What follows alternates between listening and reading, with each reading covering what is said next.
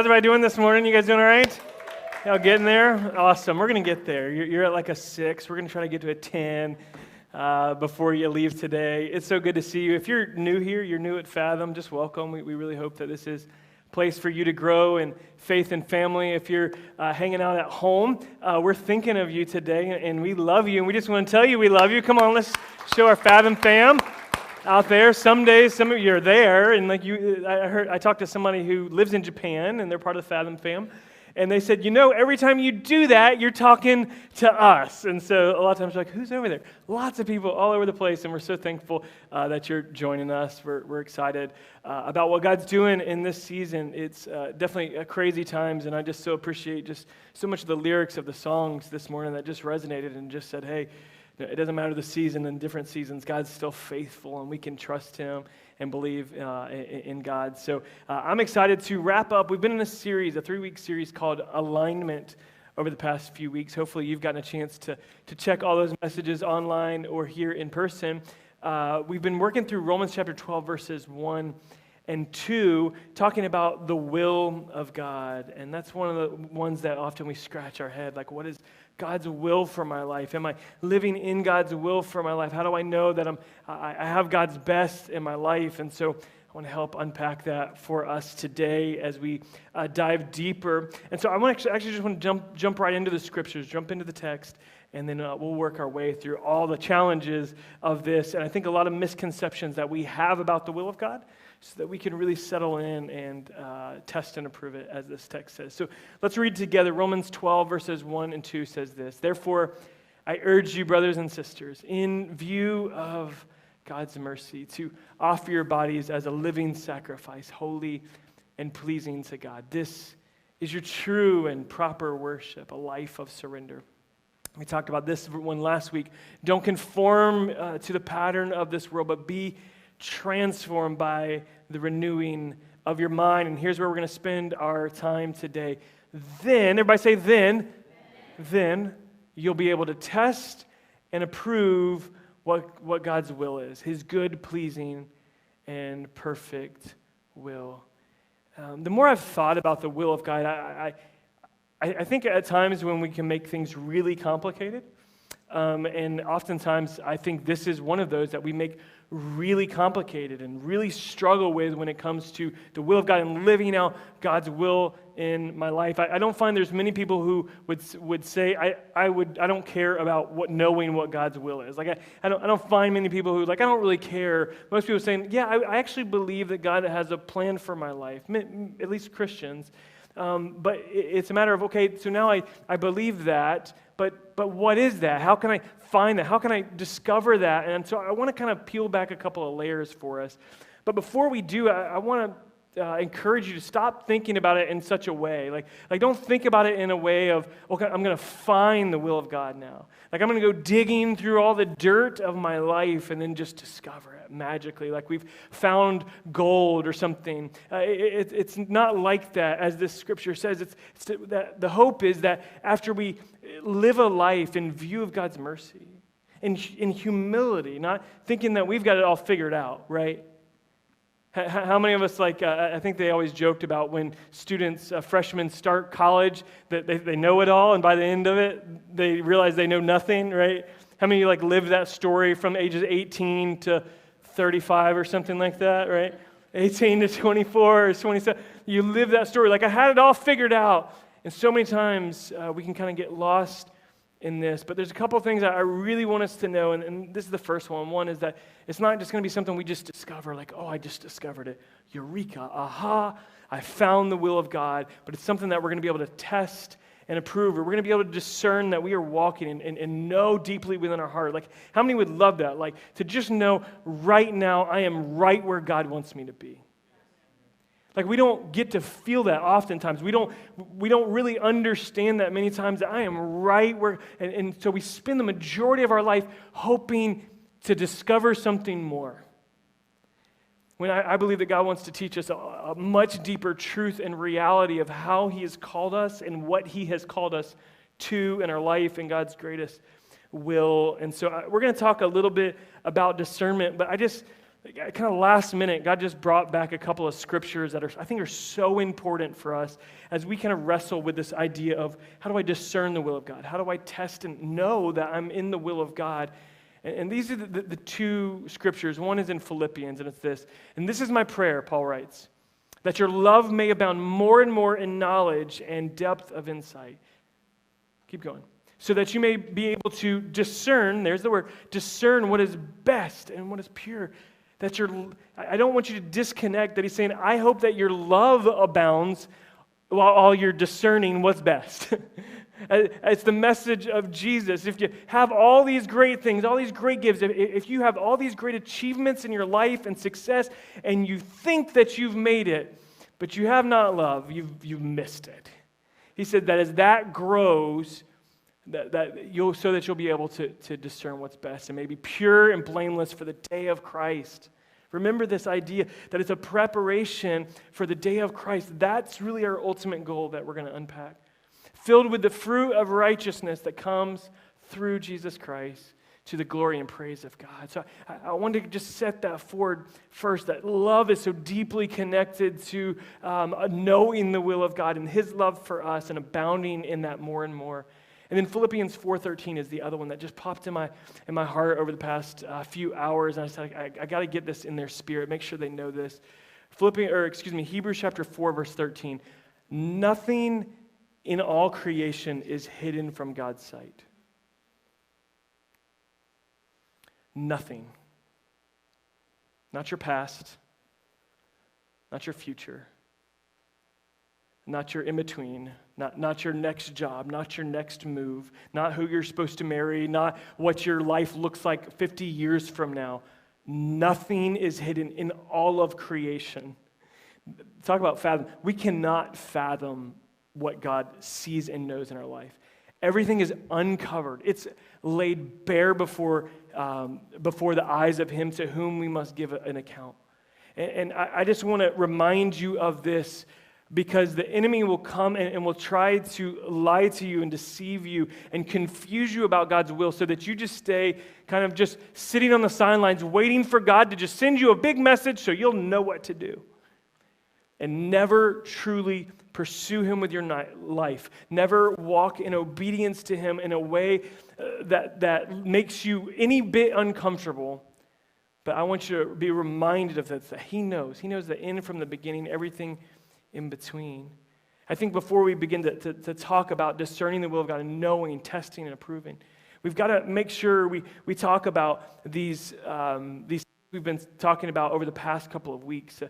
When you go off to school, they say you got to do all your prerequisites, right? It's like you got to do these things before you have this. And if you look at how Paul writes this, he really sets these first things first that we've been talking about for the past 2 weeks, right? First, we got to have that humility in light of the mercy of God. In light of the mercy of God, we've got to have that. If you think you're going to walk in the will of God and be arrogant and prideful and think you've got it all figured out and you don't consult him, he actually goes on, like verse 3 is like, don't think of yourself more highly than you ought to. I love that phrase. It's like, well, how highly should I think of myself? It's like, so don't think more of yourself to live with such a humility in light of the mercy of God. We cannot walk in the will of God if we're prideful.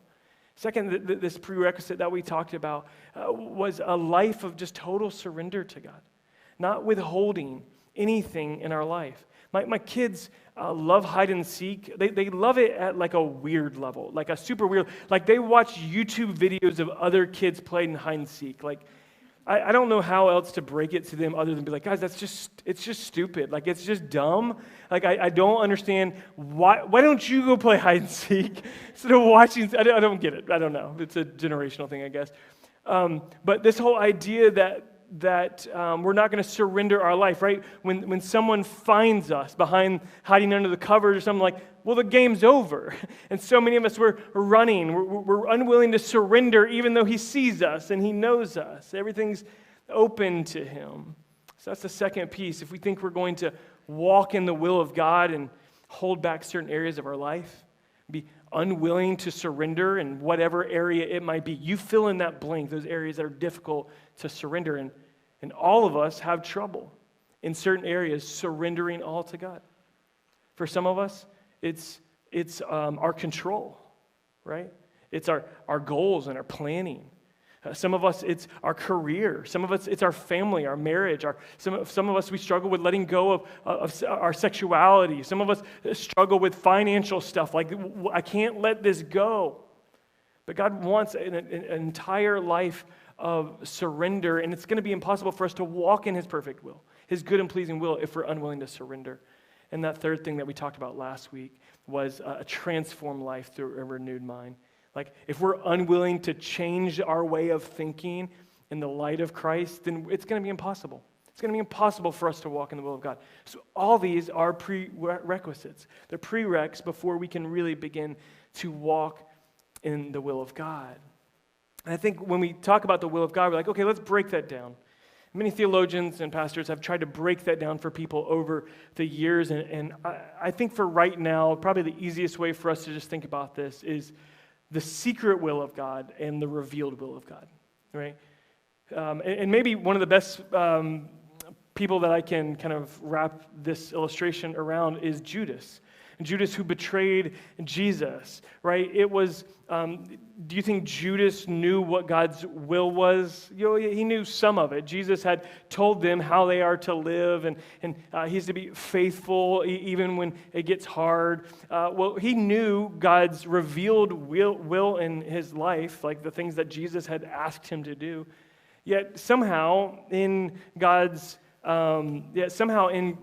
secret will, he knew that Judas would betray him. He knew that Judas would betray Jesus, and that was a part of God's big secret will. And so many times we spend our time and our lives and our mental fortitude like trying to come up with what's your secret will, God, while ignoring His revealed will. And we should spend so much more of our time worrying about what's in His revealed will. What has God spoken me to do? What has He called me to do? Because if we do that, then we are living out these three prerequisites. So I want to talk to you a little bit about discernment, because that's really the word that I'm kind of latching onto, and I want to unpack for us. Because I know we have a lot of questions in like God's secret will, like should I take this job? Should I take this promotion? Oftentimes we ask, should we buy this house or buy this car? Should we do this or do that? Is this sin if I'm doing that? There's a little bit of a process that you can go through to do that. Hey, what does God's word say about it? It should be the first place that we start. Really, the second place, sometimes like when we say, okay, God's word is clear about it, then okay, I know exactly what God's asking of me. It's clear. I just have to obey it. Sometimes the Bible speaks of it indirectly, right? He doesn't exactly address it, but I can kind of bring in context of that situation, apply it to my life, and understand through the life of Jesus and through the truth of His word and through community and discernment of His people that I can know exactly what God's asking me to do. Or sometimes the Bible doesn't say anything at all, and so many times we're so focused on like some of those things. You know, and I think one of those things in ancient times and even today is like, when is God coming back? Like, is this the time? And His disciples were constantly worried about that, and Jesus turned their attention away from that. He's like, no, it's not for you to know the times and the seasons. What you are to be doing is to be feeding His sheep. You are to be about your Father's business. So I wanted to just kind of set a couple of those things in line of, you know, really using the Bible as a guide when it comes to discerning the will of God. And we'll talk about that briefly in a little bit. I think we got to address a couple of misconceptions we have about the will of God, too. The first is that if I choose wrong, then my whole life is like ruined. It's like off. Like ever since I did that one thing, things have never been right. Right? How many have things you regret in your past? My hand's up. I'll go ahead and put two of them. Anybody? Like, am I the only one? Okay, cool. There's a few of you that have things you regret in your life. Right? And how many times has the enemy kind of come in and said, yeah, if you just would have, then you could really be in God's will. But because you didn't, right? It's a misconception. Now, I will say, our disobedience, there's consequences to those things, right? And the greatest of those is that we miss out on experiencing the presence of God and His fullness and abundance in our life in those seasons. But that doesn't mean you can't live in His abundance now. You can't live in his fullness now. We believe what Romans 8:28 says, that God works all things for the good of those who love him. If you love him, then he's going to work it out. He's going to work it out. It's not going to be perfect, and there's going to be consequences and things you have to go through. But it's not one decision, and then your whole life is over. I think the second misconception we have is if I pick the right thing, then everything will be easy, right? How many of you thought this at the beginning of following Jesus? And I know some of you listening online, watching online, or in the room, you're just kind of seeking and knowing, kind of trying to figure this out. But many of us, we have this conception, like if I just pick Jesus, then everything is going to be easy. And what all of us come to find out is that's not even close to being true. It's still hard. It's still hard, but it's so much sweeter, and we walk with the peace of God and the joy of God in the midst of our difficult circumstances. And so you're not going to avoid all the struggles and suffering and pain of life by walking in God's will. So sometimes when it's hard, we're like, I must not be in God's will. No, tell that to Jesus. Tell that to Jesus. Like he was in the middle of God's will, and he would have loved for things to be different, but that was not. He said, not my will, but yours be done.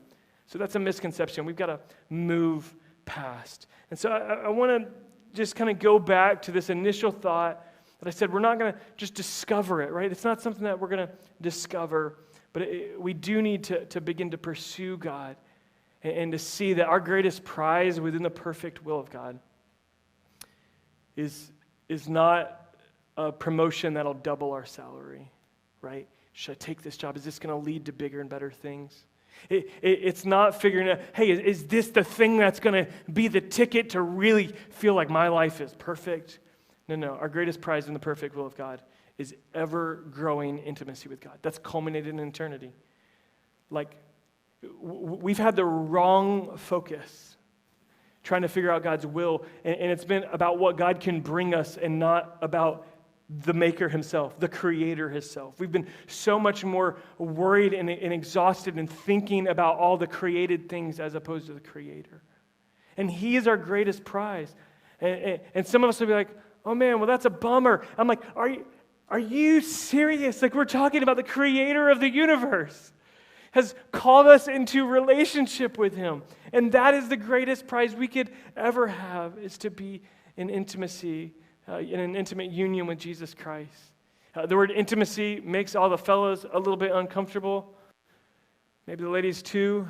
And I'll spend some more time talking about this idea at our marriage conference, which gets signed up. Registration's open. First weekend in October. It's going to be amazing. I cannot wait. It's going to be such a game changer for so many marriages. So I hope you'll make plans to be there. But, this idea of intimacy, Dallas Willard described it as shared experience.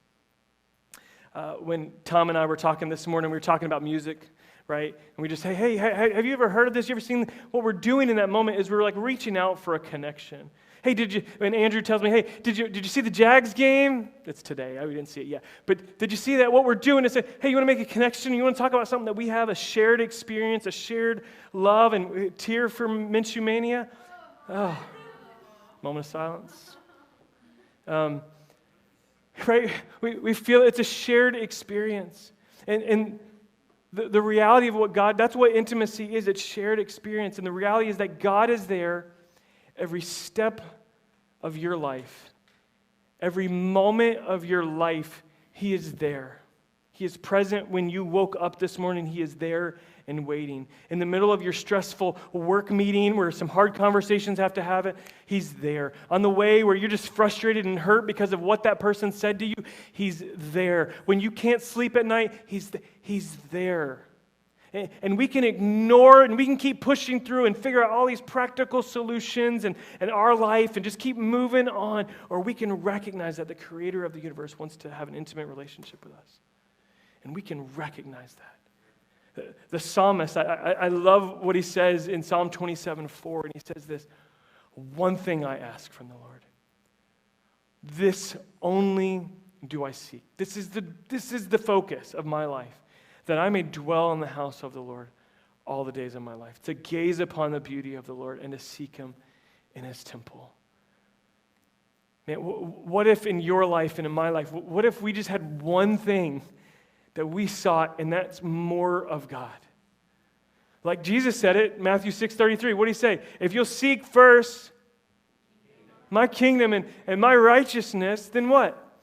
I'll add everything else to you. Everything else is going to come into line if you'll get this one thing right, and that's seeking God first. And I know some of us, like, we're planners, we're thinkers, we got the next step worked out, but what if we just seek God in all we do? If on Tuesday and Wednesday and throughout our week, we're not trying to plan all these great endeavors for our life, but we just, one thing I seek, God, you're going to lead me into all those things. It's so hard though, right? All the things come in our life. Andrew was talking about that a few moments ago and kind of throw us off during our week. I love what Philippians chapter 3 says here. He says, not that I've already obtained all this. Verses 12 through 14. Not that I've already obtained all this or I've already arrived at my goal. I'm not totally there yet. But this, I press on to take hold of that for which Christ has took hold of me. Can I just tell somebody who's like stressed out about the future? God's got a hold of you. He's got a hold of you.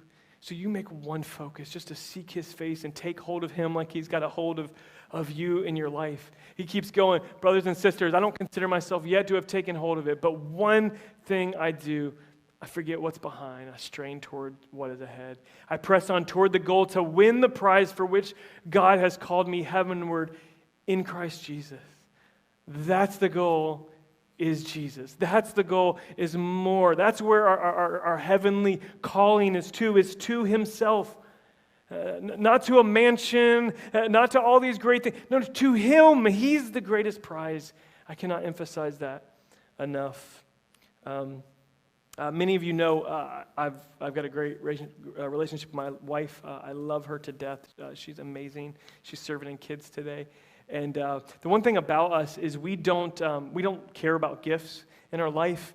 We really don't. Like, you can stack up just a bunch of gifts. We often skip anniversaries and Christmas, and like, let's just not do anything. We just don't do it. I mean, it's just not important to us. But so you could stack up all these gifts of things for the future and things that, hey, I would love to be in the will of God in my life. You could stack all those up, and on the other side, hey, just going to spend time with my wife at the beach with some Chick-fil-A, right?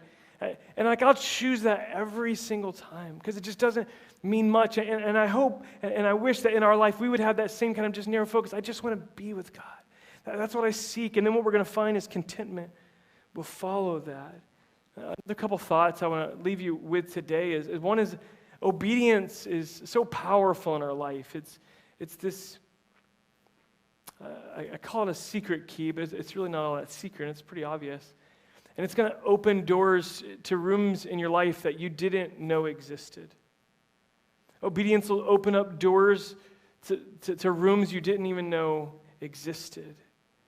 So many times in our life, we're trying to figure out what's my next step, what's the will of God in this, and it gets so confusing. But obedience simplifies things a great deal. What's in the revealed will of God that I'm supposed to be obeying him in, that I'm called to obey him in. A long time ago, I was having a very deep theological conversation about this, and God just gave me something in the moment that I've really wrapped my head around for the past 15 years, 16 years. And it's that for the person that walks in disobedience, discovering or finding that they are walking in the will of God it's like finding a needle in a haystack. Like, if I'm not willing to obey God, good luck testing and approving what God's perfect will is. Like, good luck. It's like finding a needle in a haystack. But the one that walks in obedience, it actually opens up a vast options in our life. It's as vast, like obedience just opens the will of God up to just as vast as the ocean. And so I would encourage you, like, when you're thinking through, God, is this what I'm supposed to do? And then we think through like one or two or three things. And we just say, hey, no, I'm just going to wait. I'm just going to wait and let God speak and lead me. And when that happens, then I move into a place from just the two or three things that I came up with to just this infinite amount of the splendor of God and creativity of God with what he can do in your life. It's not limited to just what your brain and your mind can dream up, but everything that God has in store for us. So my hope for you is that we get away from this. Oh, I'm going to find or discover the will of God, and really I can test and approve. That you really begin to see, and really the idea behind that word, I've referenced it a few times, is to discern, is to really test something's authenticity, to really inspect it and give it a careful inspection. And so I just ask you to maybe do that in your life right now, like a careful inspection of, like, am I walking in His will? Am I prideful, right? It's a hard one to answer, right? I just always assume I am prideful and then just like err on that side and then move towards humility. We're never going to be in a bad place when we do that. Am I surrendered? Are there areas in my life I'm not surrendering? Am I letting God change my mind, change my heart, transform me, and not leave me like He found me? Can I just speak to just a few of us in the room? Probably way more than a few, though, as I think about it. As I look around this room and I just think about some of your stories, and I think about where God's brought you from, like 5 years ago, like 7 years ago, 18 months ago. When I think about what God's done in your life because you've lived this out, I wish I could take any credit for it. I can take zero credit for it. It's because in view of God's mercy, you've surrendered your life and a renewed mind. And you're different human beings today. And I just want you to be rested. It's like that reflects with your story. Just take a deep breath and know that God has so much more in store for you. But you are in the will of God. Like, don't second guess, don't question, have rest and know that God is carrying this out. But so many times what keeps us actually from obedience is really just disobedience from yesterday. The shame and the pain and the guilt of yesterday, it will keep us from our obedience today. And I want to encourage anyone that the guilt and the shame that's getting in the way of obedience today, don't let it get in the way anymore. Walk in obedience to God. That passage says, forget the things that's behind us. Push away those things and press on towards what is ahead, and that is Jesus Christ. And walking in obedience. This idea of discerning that something is authentic and real. When Taryn and I, before we got married, she was living at home and had a full-time job. Come on, some of y'all, that's a good gig. Full-time job, living at home, not much bills. I was still in college, broke as a joke. I mean, I really was. Eating Hot Pockets for every meal, ham and cheese sandwiches, just living on it. And Taryn was at home, and things were good. She's paying off her student loans and all that. But she also would treat herself after a long school year to some nice Tiffany's jewelry because she didn't have bills, right? She didn't have any bills. She was just taking care of her cell phone, things like that. And during that season, she just kind of would spoil herself with fancy jewelry. I couldn't do it. Well, we got married, and I bought her a nice ring. And years down the road for Christmas, I was just trying to find things. I'm like I said, I'm not a good gift giver, but I was in Target one night, and I grabbed a necklace, just a random. I'm like, this will just be costume jewelry. I'll just throw it in there. Well, she just felt that thing and looked at it, and the look on her face was just priceless. She knew something was fake about it. This was not real. This is not what she was used to. And so many of us, we may feel in our life like that. We may contest and approve that, hey, there's something off. There's something off. There's something not authentic about this. I've been trying to take shortcuts to the will of God. There's no shortcuts to the will of God. It's obedience. It's surrender. It's the mercy of God. He's laid this out for us. Last thing, and I want to give you some practical things at the end, but the last thing I just have deeply in my heart is God's perfect will for your life is better than your wildest imagination. It's just so much better. You think about who knows me more than anyone else in this life. Literally no one knows you better than God knows you. If you're having trouble being convinced of that, I encourage you to read Psalm 139. God, you knit me in my mother's womb. You formed me. You know everything about me, God. I can't hide from you. God knows you better than anyone. Secondly, who loves you more than God does? Literally no one loves you more than God. He literally left heaven to come to earth to suffer and die for a relationship with you. No one loves you like that. No one knows you like that. So why would we not trust him with our future, and with our past, and with our present?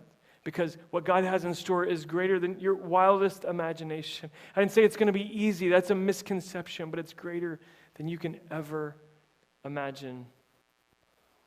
A few years back, we moved into our house in 2013, and we had some amazing neighbors, Rick and Joyce. We just had a great relationship with them and built a relationship over the years, and they were kind of getting to a point where they were ready to retire and move to like one of those fun retirement villages. And so we were excited for them. We were sad to lose our neighbors, particularly because we share a driveway with our neighbors. For those of you that have seen our house, we share a driveway, which is kind of unique, and you really care about who your neighbors are, right? There's no fence there. It's like we're sharing the driveway and all that, and so we really cared about that. Well, they put their house up for sale, and I saw the price they were asking for it. This was years ago before the market was what it is today, and I was like, oh my gosh, like I immediately thought, like, man, I think if we just kind of did some updating and stuff like that, we could make, like literally the numbers I just broke, I think we could make 100, 150 grand on this thing. Like if they were just selling it, just like get it done, I could do a lot of the work myself. And so I just start scheming and planning. Anybody else like that? You just start scheming, like I'm gonna make a quick 100K, like anybody like that? Okay, so my brain just starts going, just wild, just dreaming of like what this could mean for our family. We could pay off our mortgage, come on. Like I'm just getting excited about this. And so for 1 week, I'm just obsessed with this. Just cannot stop thinking, how am I going to do this? How am I going to make this happen? What's the numbers? And then I was talking to Taryn about it, and I drive her crazy when I get like this, absolutely bananas. And kind of towards the end of that week, I was like, I guess I should pray about this. It'd probably be a really good idea. This is a lot of money, a lot of time, a lot of stuff. So we start praying about it, and I remember it was on a Tuesday night.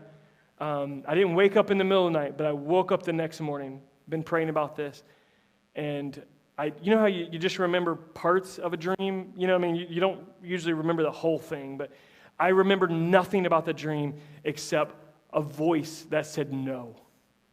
Like in big capital letters, I woke up and that's all I remembered of this dream. No. It was that clear to me, and I knew, he didn't say what it was for, I knew what it was for, because that's what I was obsessed with for the past week, and God said no. And I set it aside, and I'm like, I guess that's not God's will, and I literally just dropped it. I'm like, boom, you said no? Yes, sir.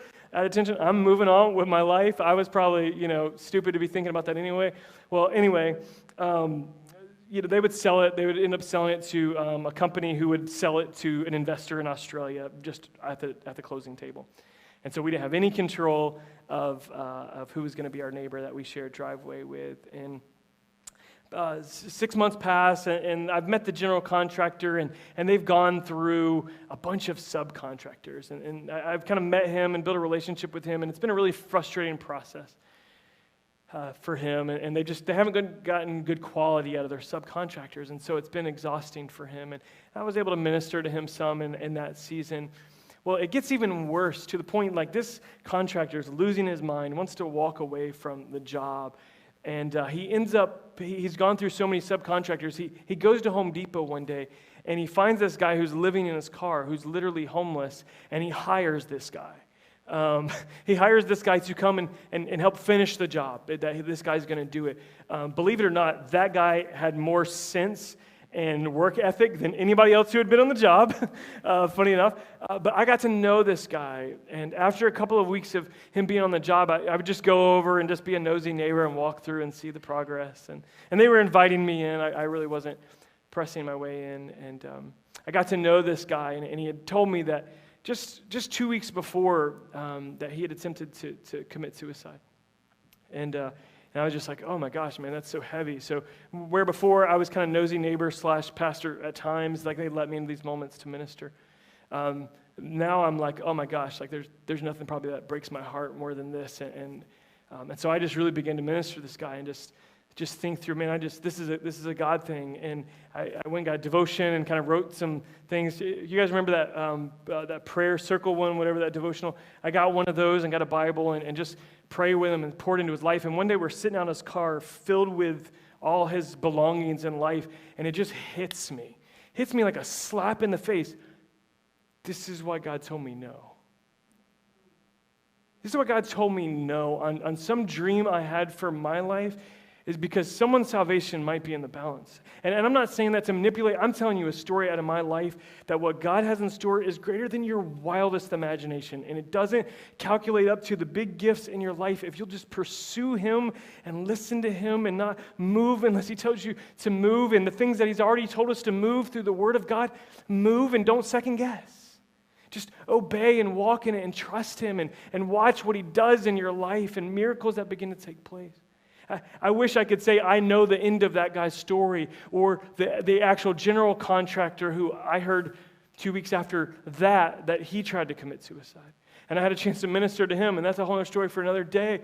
I mean, it's just God opened up these doors, and like nothing, I would not trade that for having a little more financial security. I would not trade it.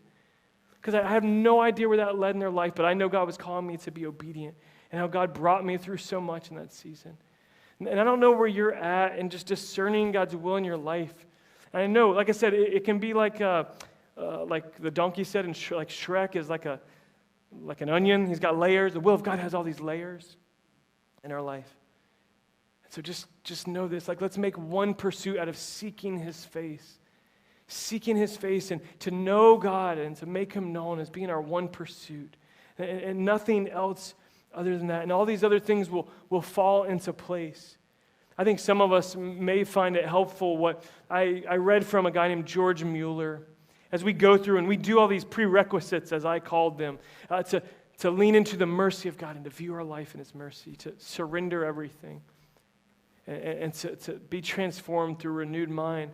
I believe that we'll look up and that we can have confidence that if we're doing those things, then we're walking in the will of God. And then there's going to be these moments where like, okay, well, should I do this or should I do that? Pastor, you just haven't given me.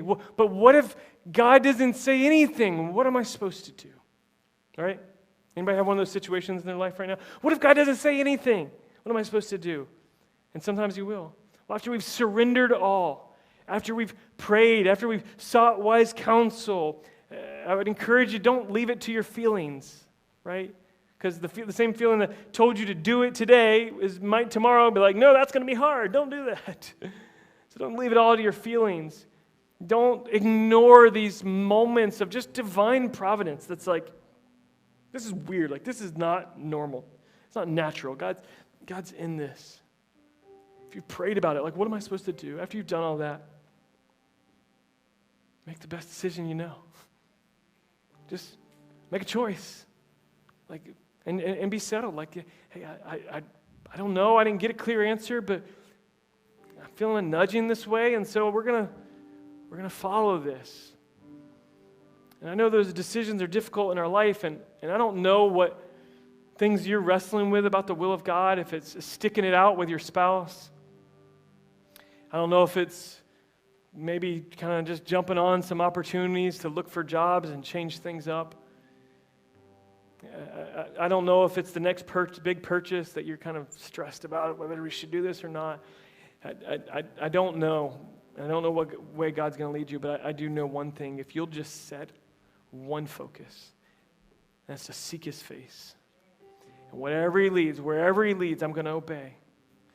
And you'll just trust him with your past, your present, your future, and you'll push back the things of the old and just press into who he is. And let that be your greatest prize. You know, everything else starts to look real small. It looks real small when I got eternity in my eyes, when I've got mindset of things that matter in God's kingdom and things that it really doesn't matter.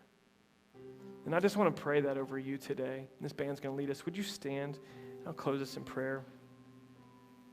I'm going to be up here at the crosses. We would love to pray for you. If there's anything, maybe just some things you're struggling with in God's will that just doesn't make sense to you and you're trying to wrestle with it, we'd love to pray with you today. If you're online, just comment and say, hey, I need somebody to pray. You can even drop that prayer request if you feel comfortable. But I want to pray over you here in the house today. that you may be satisfied in God, that you may just be at rest in the will of God, that you may be able to test and prove, hey, I'm living it. It doesn't look what I thought it would look like. It doesn't, in this moment, look like I wish it would look like, but I know I'm right where God's called me to be in this moment.